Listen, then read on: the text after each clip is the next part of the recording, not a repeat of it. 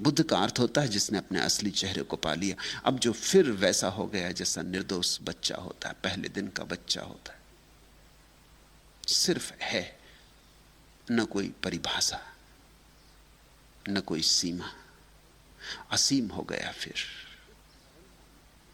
इस सरलता में सुगंध है, सुवास है। सरलता के अतिरिक्त और कहीं सुवास नहीं, इस सहजता में सुगंध है। इसलिए बुद्ध की कुटी का नाम था गंध कुटी। वहां फूल खिला था, मनुष्यता का फूल। याद रखना, तुम भी फूल हो, चाहे अभी कली में दबे हो, या हो सकता है अभी कली भी पैदा ना हुई, अभी वृक्षों की किसी शाखा में दबे हो, या हो सकता है अभी वृक्ष भी पैदा ना हुआ हो, किसी बीज में पड़े हो, मगर तुम भी फूल हो। और अपनी सुगंध को खोजना है, और अपनी सुगंध को मुखर करना है, अपनी सुगंध को प्रकट करना है, अभिव्यंजना देनी। जो गीत तुम्हारे भीतर पड़ा है उसे गाया जाना है, और जो नाच तुम्हारे भीतर पड़ा है उसे नाचा जाना है। नाचोगे, गाओगे, खिलोगे तो ही परितृप्ति है। उस परितृप्ति में ही, उस संतोष में ही एक सुगंध है जो इन नासापुटों से नहीं पहचानी जाती।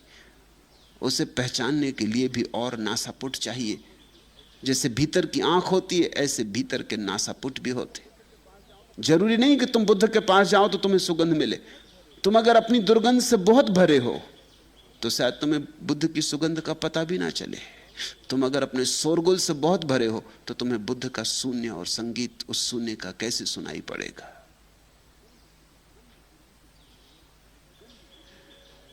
गंध कुटी के चारों ओर जूही के फूल खिले थे। शास्ता ने उन भिक्षुओं को कहा, भिक्षुओं, जूही के खिले इन फूलों को देखते हो? एक फूल तो बुद्ध का खिला था, मगर शायद अभी ये भिक्षु उसे नहीं देख सकते, इसलिए मजबूरी है।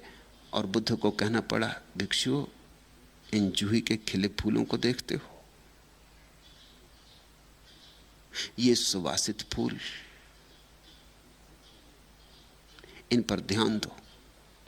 इन फूलों में कई राज छिपे हैं। एक तो कि ऐसे ही फूल तुम हो सकते हो, ऐसी ही सुवास तुम्हारी हो सकती है। दूसरा, ये फूल सुबह खिलते हैं, सांझ मुरझा जाते। ऐसा ही ये मनुष्य का जीवन है। इसमें मोह मत लगाना। ये आया है, ये जाएगा। इस पे मुट्ठी मत बांधना। इसके साथ कृपणता का संबंध मत जोड़ना। ये तो आया है और जाएगा। जन्म के साथ ही मृत्यु का आगमन हो गया है। ये फूल अभी कितने खुश दिखाई पड़ते, सांझ मुरझा जाएंगे, गिर जाएंगे, धूल में खो जाएंगे। ऐसा ही जीवन है। जो जीवन को पकड़ना चाहता है वो सदा दुख में ही रह जाता है। जीवन को पकड़ो मत, ये पकड़ा जा नहीं सकता, बहता है बहने दो। इसे समझो, ये ध्यान की आधारशिला है। तुम्हारे जीवन का दुख क्या है? तुम्हारे जीवन का मौलिक दुख यही है कि जो रुकेगा नहीं उसे तुम रोकना चाहते हो। तुम्हारे जीवन का मौलिक दुख यही है कि जो नहीं होगा उसे तुम करना चाहते हो, जो हो ही नहीं सकता। जैसे तुम जवान हो तो तुम सदा जवान रहना चाहते हो, ये हो ही नहीं सकता तो दुखी होने वाले हो। दुख कोई तुम्हें दे नहीं रहा है, तुम अपना दुख पैदा कर रहे हो। जवान को बूढ़ा होना ही पड़ेगा, इसमें कुछ बुराई भी नहीं, प्रवाह है। जवानी का अपना सौंदर्य है, बुढ़ापे का अपना सौंदर्य। और अगर बुढ़ापा तुम्हें कुरूप दिखाई पड़ता है तो उसका एक ही कारण है कि ये बूढ़ा आदमी अभी भी जवानी को पकड़ने की कोशिश में होगा जो उसके हाथ से छूट गई, इसलिए बुढ़ापे का निश्चिंत भोग नहीं कर पा रहा है। नहीं तो बचपन का अपना सौंदर्य है, जवानी का अपना सौंदर्य, बुढ़ापे का अपना सौंदर्य। और ध्यान रखना, बुढ़ापे का सौंदर्य सबसे बड़ा सौंदर्य, क्योंकि सबसे अंत में आता है। वो फूल आखिरी है। इसलिए तो इस देश में हम बूढ़े को आदर देते। सब बूढ़े आदर के योग्य होते नहीं, इसे जान के भी देते।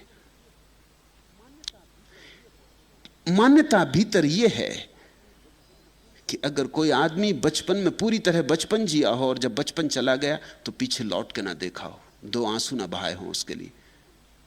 जवानी में पूरी जवानी जिया हो और जब जवानी चली गई तो लौट के ना देखा हो, वो आदमी पूरा बुढ़ापा जिएगा। उसके बुढ़ापे में प्रज्ञा होगी, बोध होगा, समझ होगी। बच्चा तो कितना ही निर्दोष हो फिर भी अबोध होता है। उसकी निर्दोषता में एक तरह का अज्ञान होता है। उसकी निर्दोषता अज्ञान की पर्यायवाची होती। वो निर्दोष है क्योंकि अभी उसने जाना नहीं है। जवानी जिद्दी होती,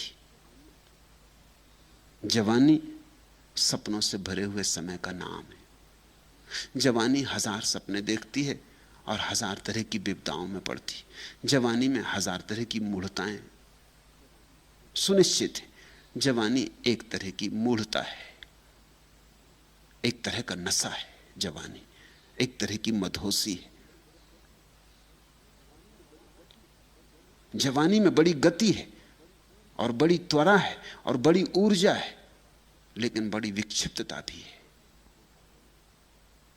बुढ़ापा में जवानी की मूढ़ता गई, विक्षिप्तता गई, पागलपन गया, जवानी का जोश खरोश गया, जवानी की उत्तेजना ज्वर गया, बचपन का अज्ञान गया।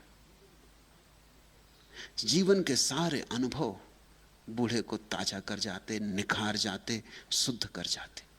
अब न वासना के अंधड़ उठते,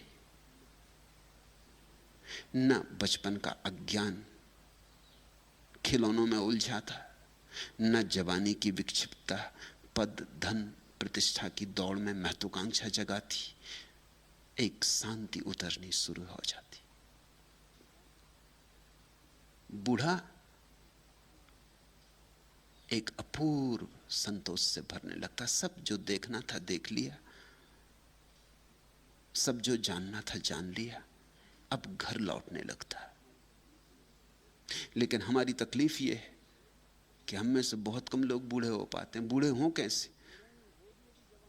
जो बूढ़े हैं वो भी अभी जवानी का विचार करते रहते, बचपन का विचार करते रहते, कहते हैं अरे वो दिन गजब के थे। जो आदमी ये कहे कि जो दिन बीत गए वो गजब के थे, समझना ये आदमी बढ़ नहीं पाया, ये प्रौढ़ नहीं हुआ। क्योंकि अगर वो दिन गजब के थे तो ये दिन और गजब के होने चाहिए, क्योंकि उन्हीं गजब के दिनों के ऊपर खड़े। और जब ये दिन गजब के नहीं है तो वो दिन भी गजब के नहीं हो सकते। जब बुढ़ापे में सौंदर्य नहीं है तो जवानी कैसे सुंदर रही होगी? अगर गंगा सागर में गिरने के करीब गंगा नहीं है तो गंगोत्री में कैसे गंगा रही होगी?